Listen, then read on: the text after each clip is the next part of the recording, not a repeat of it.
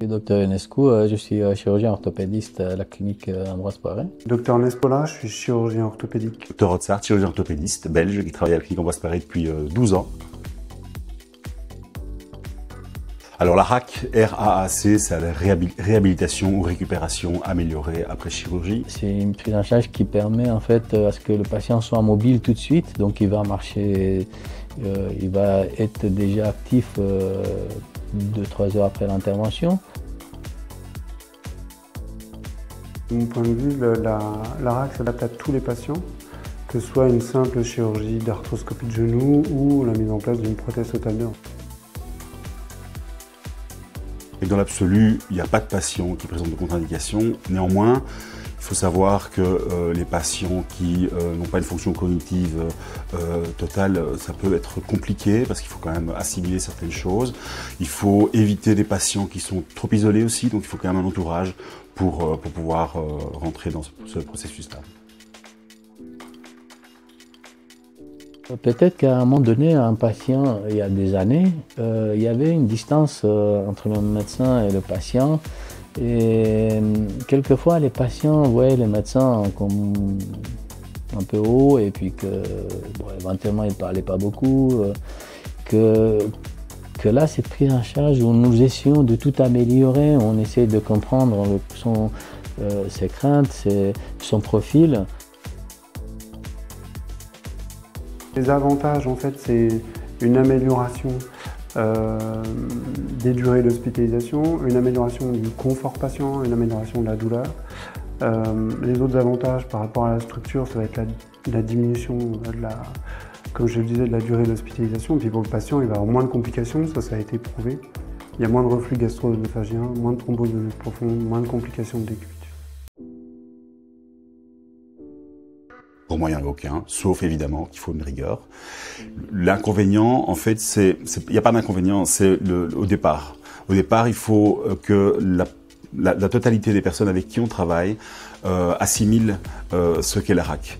S'il y a un intervenant qui ne joue pas le jeu ou qui va dans la mauvaise direction, le patient il va être complètement déboussolé, ça va être anxiogène et source de stress.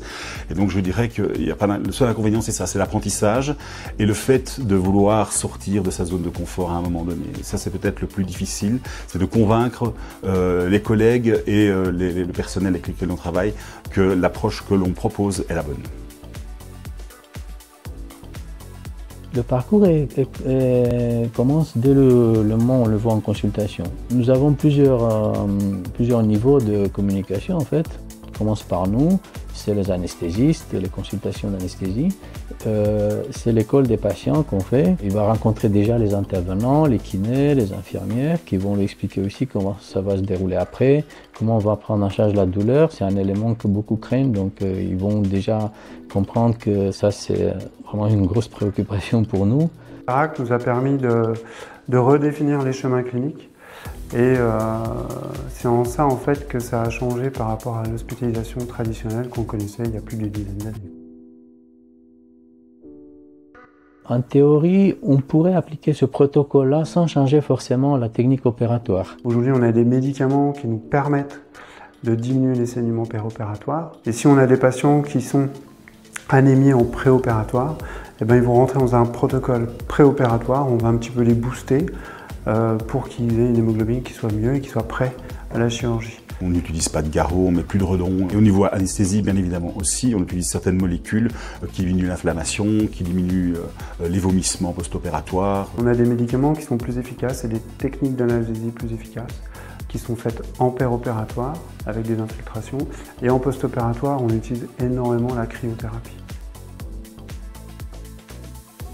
Ça a eu un effet positif aussi sur les équipes médicales. On va dire que les frontières ont un peu disparu au bas et qu'il y a eu tout simplement une histoire de cohésion à tous les niveaux.